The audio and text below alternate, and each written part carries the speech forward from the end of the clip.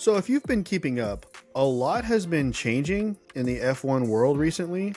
I want to do some talking on that, along with where the teams are right now, kind of after the first race back from the summer break, see what we think is going to be going on. We have some questions that we want to ask y'all. Maybe you have the answers and you can put them down in the comments down below, maybe stir up some conversation. But let's dive into this. This is Turn One Podcast. We're your hosts, Jeremiah and Thomas.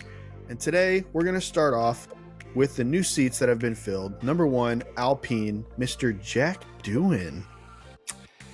Yeah, so we are going to have another Aussie on the driver in 2025. The only question is, will he be joined by his fellow countryman Daniel Ricciardo? we don't know just yet. So it'll be him, but also Oscar's still out there. So I guess we have a pretty good contingent from Australia still happening. But yeah, so Jack Doohan, 21 years old from Australia.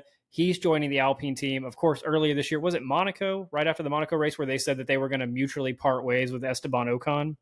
Yeah, I think it was after his crash with Pierre where they were like, all right, man.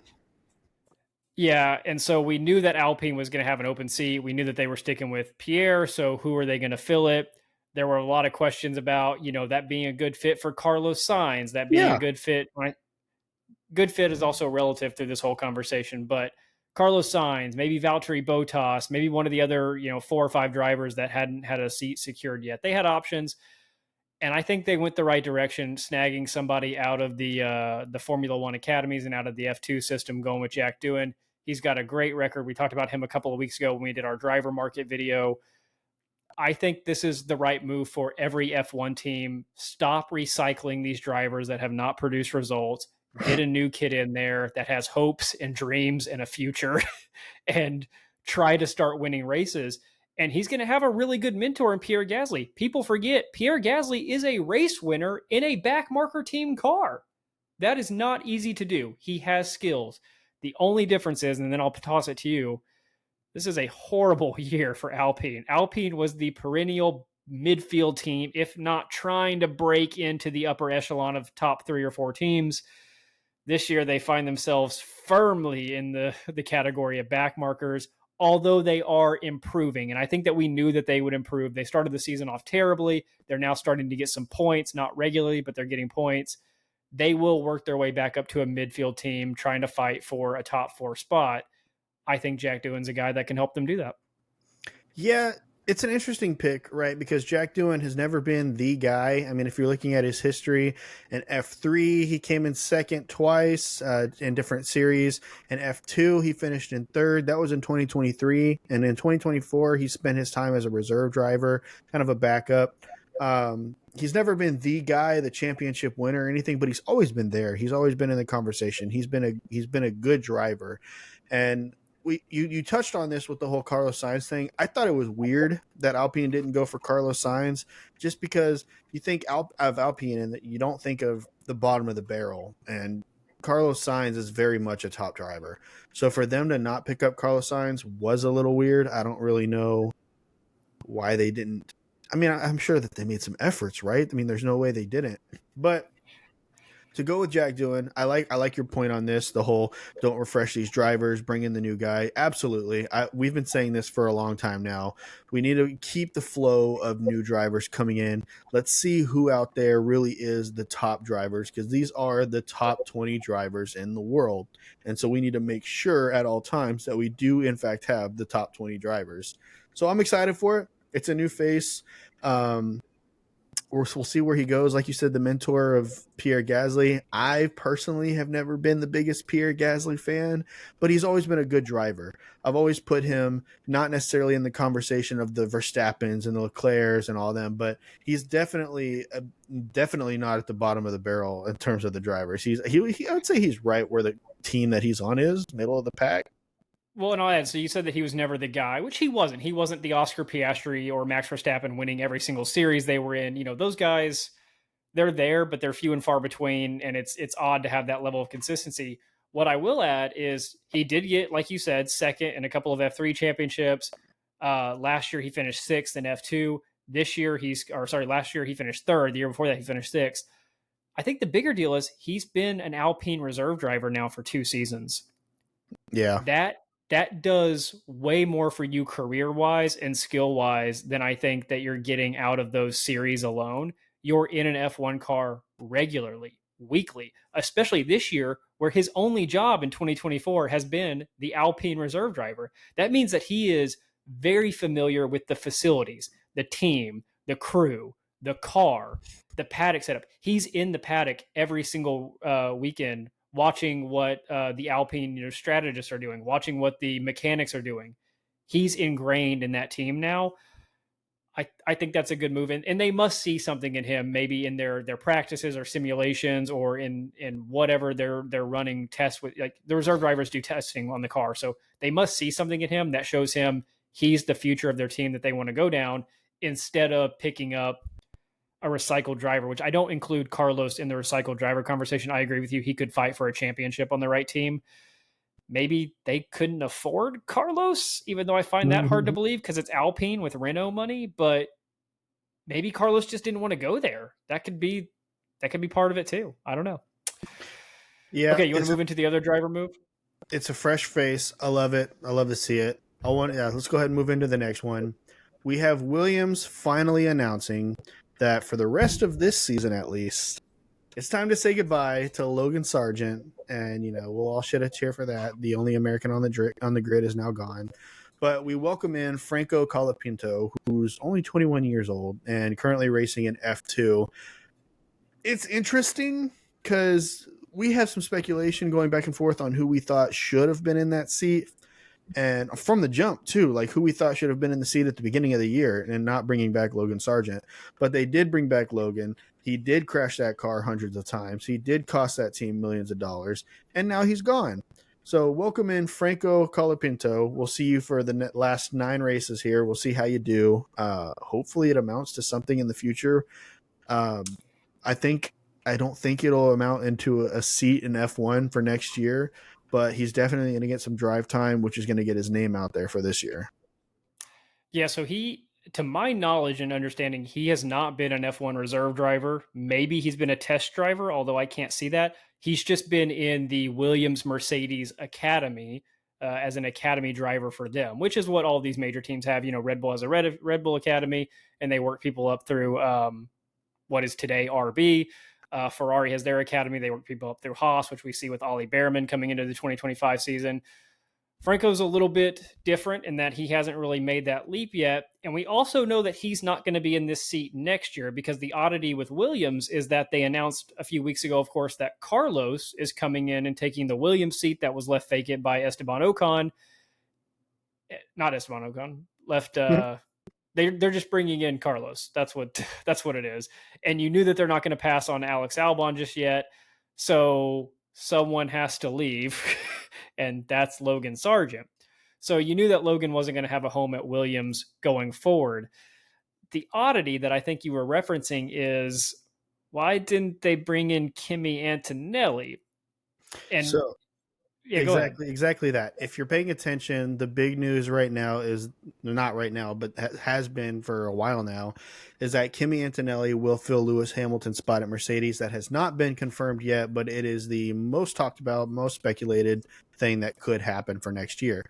If that is the case, why would you not get your driver for 2025 into your second team, I guess you could call it, because that's really what their relationship is with Williams, is that's their feeder team.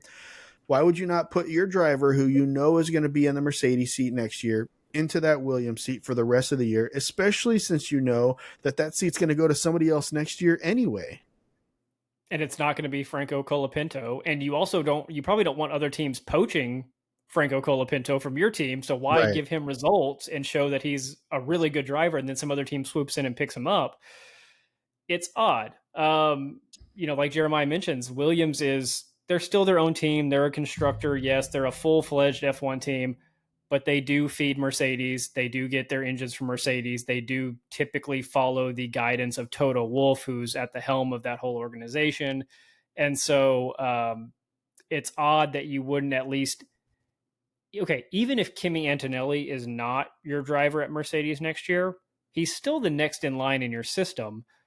why not go ahead and put him in that seat now just to get him more experience? We also debated why not go Carlos in the Mercedes seat for 1 year, Kimi in this seat this year and next year, and then the dude's got tons of experience going into 2026. That would make a lot of sense to me, but for some reason they didn't want to go with Carlos.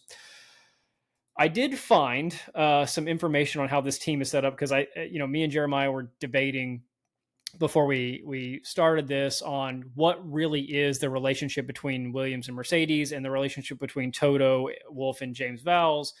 And I found a little bit of insight that I hope is accurate. Basically, James Vowles does have full ownership of Williams, and Williams does want to be a standalone team. James Vowles, in many of his interviews, whenever he was brought on as the team principal of Williams, which he did come from Toto Wolff's system, he was the number 2 guy at Mercedes. It was to bring Williams back to being its own legitimate contender and competitor. So he has full say over what happens at Williams. However, Toto has some veto power, is what I've come to learn. And so James Vowles really wanted Kimi Antonelli in that seat. And Toto Wolff said no, because Toto Wolff wants him doing all the testing for Mercedes in Mercedes cars and does not want him spending time in a Williams car. To me, that says Toto has seen everything that he needs to see out of Kimi Antonelli. He's going to put him in that seat, and he doesn't want him wasting time in a Williams. He wants him spending time in his Mercedes car, which he's going to be in next year. I guess that makes a little bit of sense. James Vowles did not want Mick Schumacher, which is who Toto Wolff wanted to go in that seat. So Toto vetoed the Kimi Antonelli pick, and Vowles vetoed the Mick Schumacher pick. So who do you go to? You go to some guy that no one's ever heard of because the top 2 guys got vetoed. That is weird. It's weird that you wouldn't bring in Mick Schumacher to finish out the year, since he does have experience in backmarker cars already. Didn't really get the fairest shakedown at Haas. He kind of was in a terrible car for 2 seasons and then got kicked out by Gunther Steiner. But that's besides the point. That's not what this video is about. It's odd, but I guess I understand with the Kimi Antonelli thing. I mean, but I look back, man, and it's like Valtteri Bottas, Williams, Mercedes, George Russell, Williams, Mercedes, and now Kimi Antonelli straight to Mercedes. No backmarker team at all. This is a free opportunity to get him miles in a car that has no bearing on a season or anything. Like, this was gifted to you by parting ways with Logan and bringing in Carlos next year. I mean, it's an oddity because you have Max Verstappen, Toro Rosso straight to Red Bull. Then you have Charles Leclerc, Alfa Romeo straight to Ferrari, George Russell, Williams straight to Mercedes. And now you have, I mean, I guess the only equivalent would be Lando Norris going straight to McLaren, but even they weren't a top competitor at the time. Mercedes never really stopped being a top competitor. They're just not fighting for the championship. So it's an oddity in that respect, but I guess you don't want him getting comfort in a car that's not going to have any relevancy to your car whatsoever. So I'll do all the testing. All your first experience in an F1 car is going to be the car that you're basically going to be driving. I get that.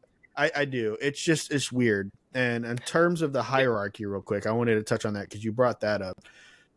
I guess we don't really know who has the total power in that scenario, because if Vowles can veto Toto Wolff and then Wolff can veto Vowles, then who really has the say so, I guess.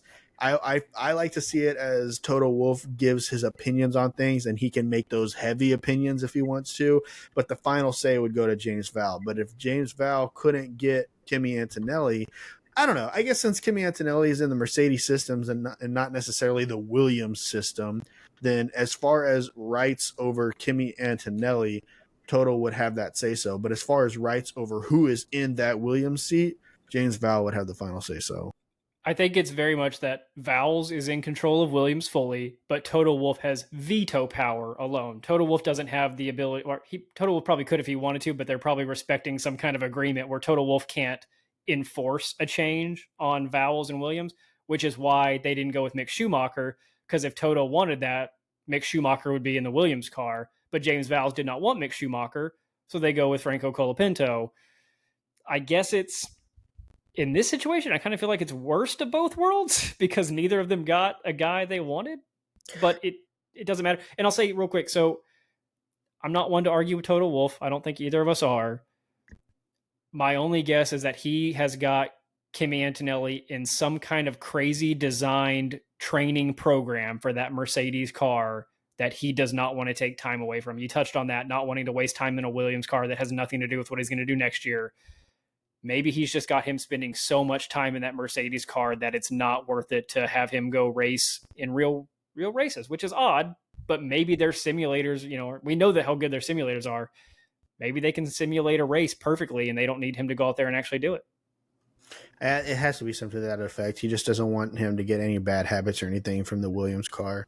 I want to move on from the new drivers and get more into where teams are right now here, one race into the end of the summer break.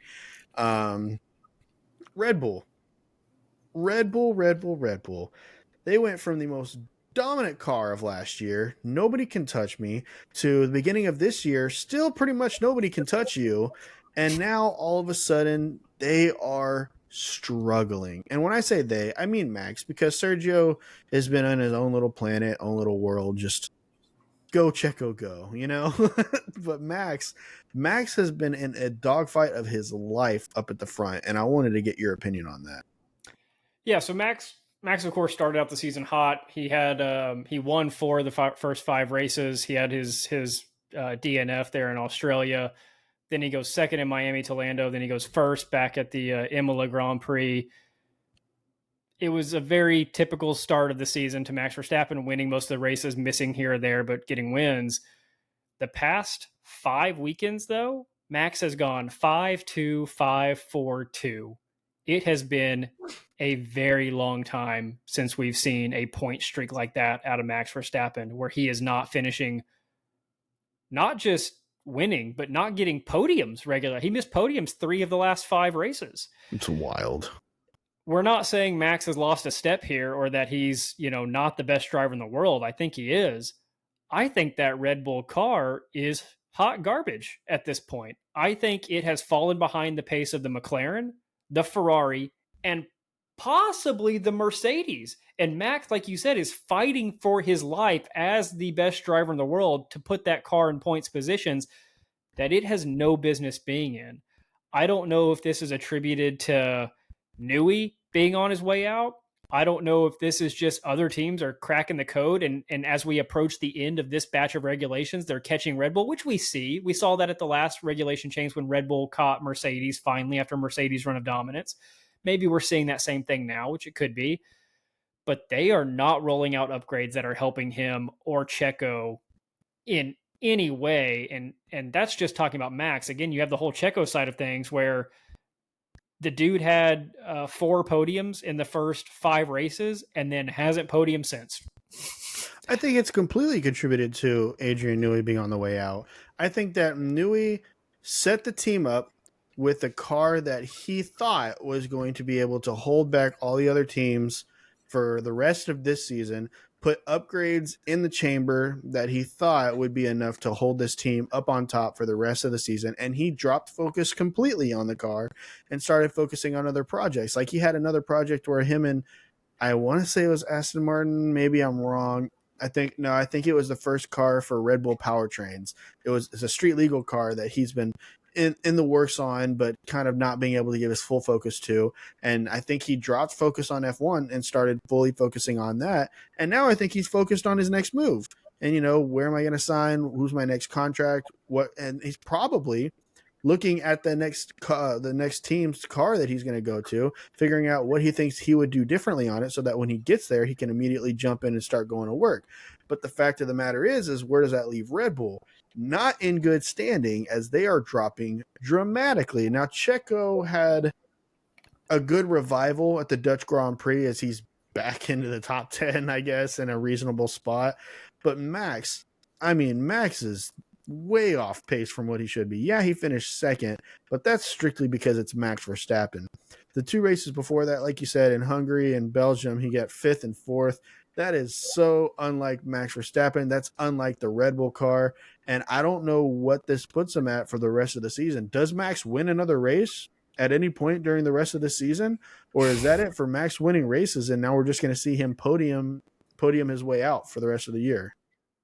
As of right now, we've got 9 races left, and that question is valid. Is he going to win races? I'm going to say yes, he will win races. Whether that's 1, 2, 3, I don't know. But he's not going to win all 9. He's probably not going to win the majority of the last 9, because you now have a McLaren car that is able to win with both drivers. You have a Ferrari car which is able to win with both drivers this season, and you have a Mercedes car that is able to win with both drivers this season. There have been 7 race winners this year. You talked on this in our last video about the Dutch Grand Prix. Checo is the only top 8 driver to not have a race win this year. He's the 8th out of the 7 that have won the races. And so if these last 9, best case for Max Verstappen would him be winning the bulk of these last 9. But I think more realistically is that those races are split evenly between Red Bull, Mercedes, McLaren, and Ferrari, because that likely means McLaren will not make up enough points to catch him in the drivers or the constructors. Worst case scenario is that he continues to finish off the podium every 3 out of 5 races, which would be 6 times over the next 9 races, 5 or 6 times, and McLaren wins everything. If he's not finishing second or first in every race and Lando's finishing second or first every race, the gap to the constructors is a no-brainer. McLaren will pass Red Bull. They're already only 30 points down, and Checo's doing nothing to help. The drivers is the bigger topic at 70 points. That's a lot with 9 races left, but it can happen. Yeah, I think you said it right. McLaren pretty much, given that Mercedes and Ferrari don't bring crazy upgrades or Red Bull has some kind of secret weapon in the chamber, I think it's safe to say McLaren is going to take the Constructors Championship. That's bold to say. There is still 9 races left, but it's not looking good for Red Bull. And I mean, we haven't seen what Mercedes or Ferrari could possibly bring for the rest of the year. So it is tough to say that. If things stay as currently as they are, McLaren will take it. The drivers' championship, though, is going to be awesome. I think we're going to see a dogfight throughout this entire year. There's no way Max is going to just let it go. There's no way he's not going to win another race for the rest of the season. I mean, it's going to be close because Lando's speed is crazy, winning the race by 23 seconds. It's got to be a setup fluke for Red Bull. I'm sure they're going to come back strong in this next race in Monza. We'll see how it goes, but it's going to be a dogfight, man, and I am excited about it. That McLaren is fast, and Monza is a speed. Monza is a speed track if there ever was one, and I think Red Bull right now is tied for 4th in terms of pace. The two big factors, though, that we still don't know is Mercedes. They brought an upgrade to their floor to Belgium. I mean, not to Belgium, to the Dutch Grand Prix in Zandvoort, and it bit them in the dust. And I think that they're going to take that off or upgrade it in some kind of way, and they're going to bring more upgrades. And Ferrari came out swinging in Zandvoort. So, I mean, I still don't know what we're going to see from them. They might be taking points away from McLaren and Lando Norris specifically. They might be taking even more points away from Max, and McLaren are able to walk away with it because Max isn't able to keep up with now the Ferraris or the Mercedes.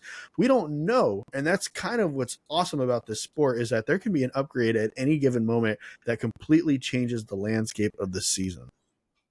That's why I was kind of hinting at Max needs to be finishing first, second, or third in every race, ideally first or second. But that's it. If you're going to finish second every race, you can't have Lando win every race. You need Charles to come up and win a race here and there. You need Carlos to win a race, or you need Lewis to win a race. You've got to have some parity up there at the top with those top teams. Again, outside of Max winning out for the rest of the season, which isn't going to happen, he needs some help from Ferrari and Mercedes to beat McLaren, but not beat him.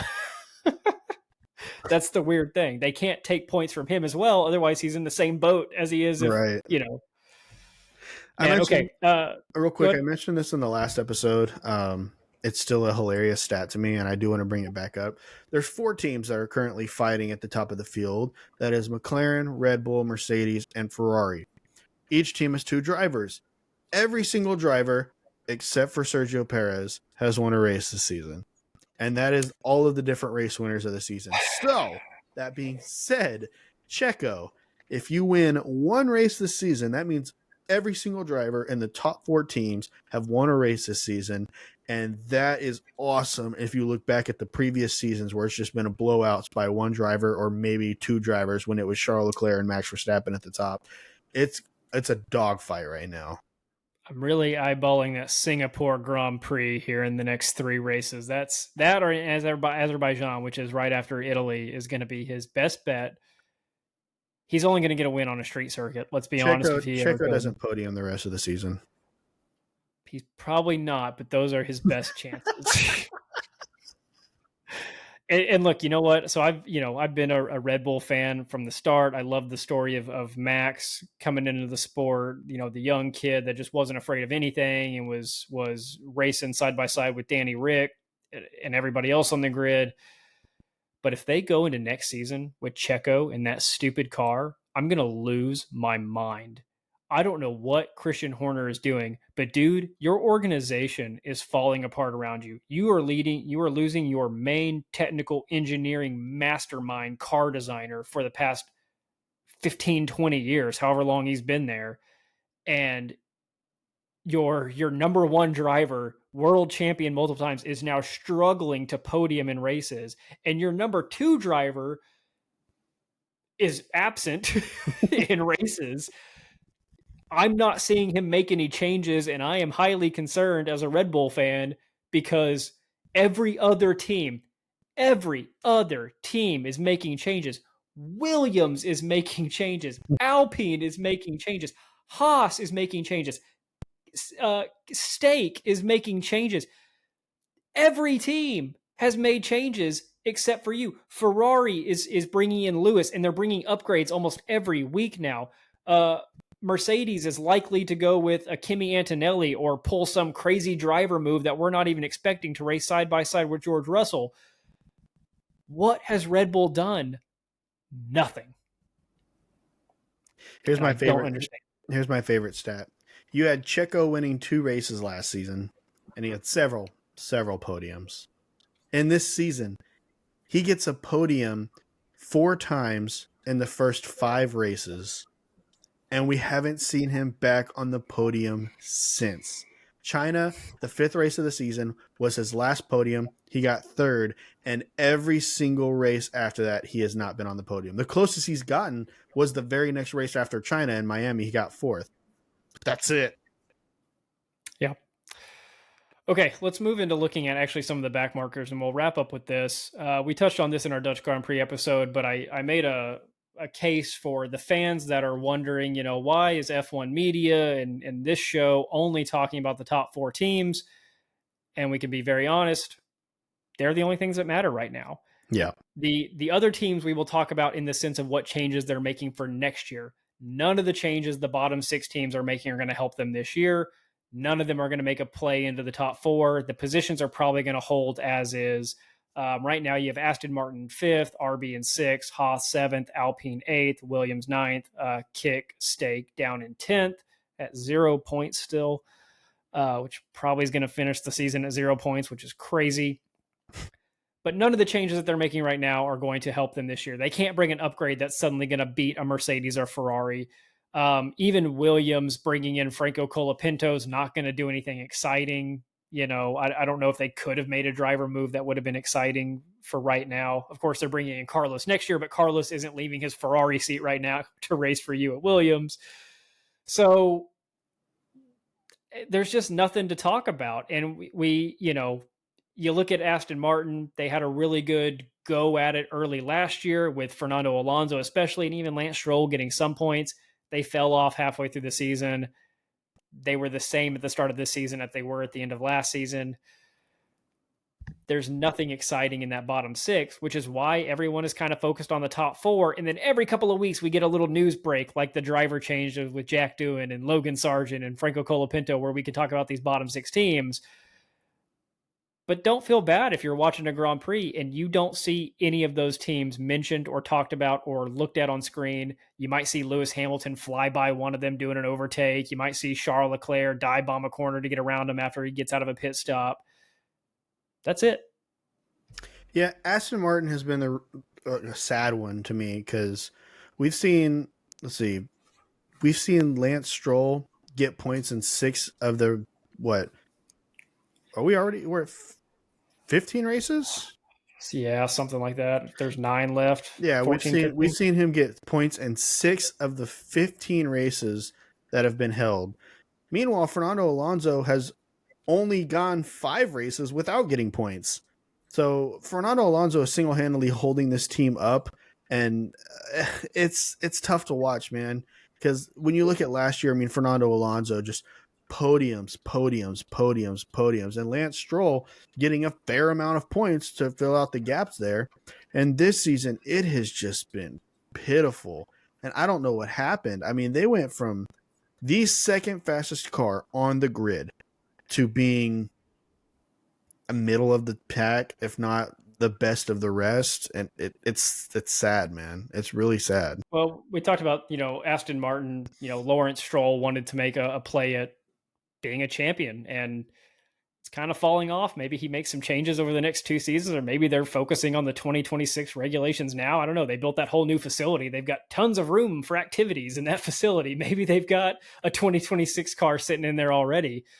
But you're right. It is sad. We talked about how they stole, they stole a lot of engineers from other teams. They took a lot of Red Bulls guys. They took a lot of number 2 people, though, not a lot of number 1 people. And they designed a banger of a car off the start and then just fell off when it came to upgrade season and reliability and performance. This season has not been good, as they did not develop a good car. Aston Martin, the other problem is they can't change their drivers. I mean, Alonso is there next year and Lance Stroll's never going to leave so long as Lawrence owns it. So I don't even have as much excitement for Aston Martin going into 2025 as I do a Williams or a Haas or an Alpine or a Sauber team. Isn't they're not changing. Isn't Aston Martin the front runner to secure Adrian Newey from what the world of speculation is talking about? The speculation on where Adrian Newey's been looking for houses the past 2 months says Aston Martin or Alpine. So maybe if he goes to Aston Martin, we could see some things. We could definitely see some things. I would rather see him down in Maranello, Italy. Yeah, well, they declined that, so. I know, but that would be... They're not going to pay him the money he wants, man. There's no way. It's Ferrari. He'd have to take a pay cut to go to Ferrari. They don't want to pay his bill. Or but who will pay his bill? One of the richest men on the planet, Lawrence Stroll. All right? He'll gladly pay that bill. We saw that he was... in talks with Williams, which would be a passion project. Absolutely. Him and Carlos Sainz. And Alex Albon. They have no money. It would be a passion project completely. He's doing it as a volunteer. I hope it's not Alpine. I just find no excitement from that team. I'm sorry. But if he did go to Aston Martin, they already have Red Bull's number 2 guys. Why not also take the number 1 guy? And then they would have the whole team that took Red Bull to the forefront. The last thing I want to touch on is Haas. They've got money problems. Yeah, pretty bad. So if you're not aware, for a season and a half, Haas's main sponsor was Uralkali, which is a fertilizer company out of Russia. And they had their own driver, Nikita Mazepin, in the car, who was terrible.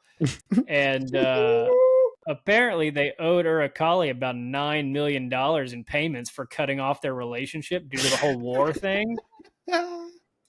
And so Uralkali showed up in Zandvoort and impounded all their stuff and said, hey, you can't leave until we get paid. And I think as of yesterday, they paid, or they were allowed to leave somehow. They settled it. I don't know if they fully paid or if they worked out a payment plan. But the fact that Haas couldn't just pony up $9 million is highly concerning, because I think every other team would be able to do that. I beg to differ. I don't think Williams could pony up $9 million right now, considering they have like $900 million That's true. in damages from Logan Sargeant. Because they're the only team not backed by a big like auto manufacturer type Well, it's company. just, I mean, we touched on this at the very beginning of the video, Logan Sargeant leaving. And, actually, real quick, I'm going to do a search. I want to know how much Logan Sargeant has cost the Williams team. I tried to find that. I made a TikTok earlier, and I wanted to add a detail on how many crashes and amount of money he spent, but I couldn't find a good source on how many crashes he could. And sorry, I'm not going to go back and watch every single practice, qualifying, and race that Logan Sargeant has raced in, because that would be like 100 something if you combine all the sessions. But it's got to be a lot. Did you see his crash in practice? What was it? FP3 in Zandvoort? Zandvoort. Yeah, he got a cool picture of it. Him hopping out of a car that's on fire. I guess he can put that on the wall. Yeah, that's the last time he's going to see himself in an F1 car. Did you see where the camera panned to the engineers? No, I guess I missed it. Every single engineer's face was just like, or they were just like, they've had to rebuild that car so many times. Jeez. Man, you knew it was over for him whenever they replaced him with Alex Albon. They said, "Hey, Alex crashed, so we're going to give him your car," and you're just. He was like, "Well, what car am I going to get, guys?" You're not. You can drive Alex's. It's sitting over there in a pile. He had a pit lane start where he's just sitting in a thing with one wheel on it. Yeah, so that was the Haas deal. So Haas and Williams have money problems. I think Haas, I would argue Haas more so now than Williams, just because they almost weren't allowed to leave a country. Jeez. Okay, anything else you want to touch on as far as kind of mid-season updates goes? No, I think we've pretty much covered everything. Okay, guys, let us know in the comments. Are you with us? Is McLaren going to pass Red Bull and win the Constructors' Championship?